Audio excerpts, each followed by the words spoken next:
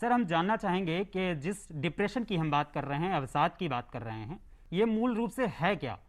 और इसके कितने स्टेजेस होती हैं, जो भी कोविड के बाद और कोविड से पहले नॉर्मल स्थिति में भी?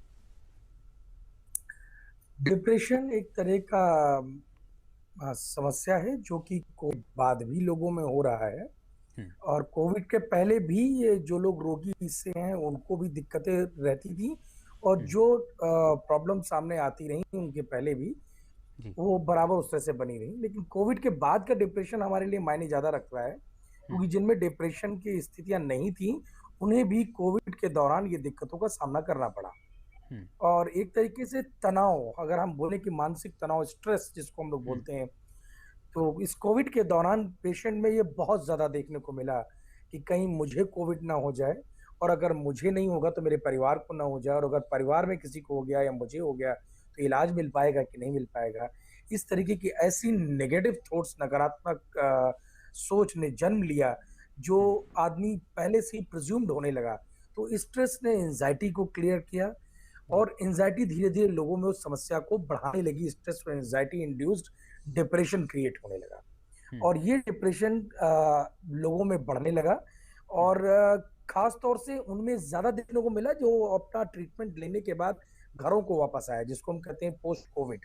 हम्म। अब वो आने के बाद उनको चीज का डिप्रेशन कि हाँ, अब तमाम तरीके की बीमारियां बताने में सुनाने लगी, और तमाम सा नए नई डिजीज भी दिखने लगी कि आफ्टर कोविड ये भी हो सकता है। तो मरीज ये जी। सोचता था कि हम डिस्चार्ज हो गए, अब हमें कोई दिक्कत नहीं, अब हम घर पे आ जाएंगे। हम्म। अब दूसरी तरह की समस्याओं को जन्म लेने से वो और परेशान हो गया कि अभी भी और भी कुछ बाकी है, पर अभी भी नहीं है। हम्म। और ये मानसिकता होने की वजह से वो व्यक्ति ठीक से सोच नहीं पाता, उसकी अपनी भावनाओं व्यवहार पर काबू नहीं रहता है, वो रोजमर्रा के काम ठीक से करना उसके लिए मुश्किल होने लगा।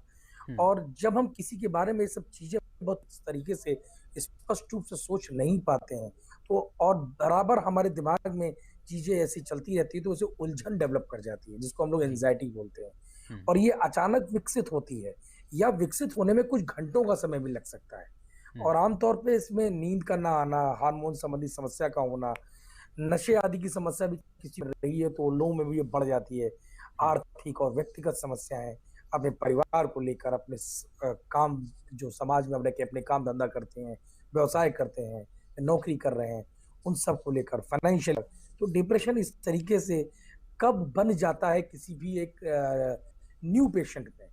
हम्म। एक होता है डिप्रेशन जो नॉर्मली हम लोग पास पेशेंट आते हैं, वो तो पेशेंट है, जी। लेकिन जो नए पेशेंट डेवलप हो रहे हैं वो इस तरीके से हो जा रहे हैं।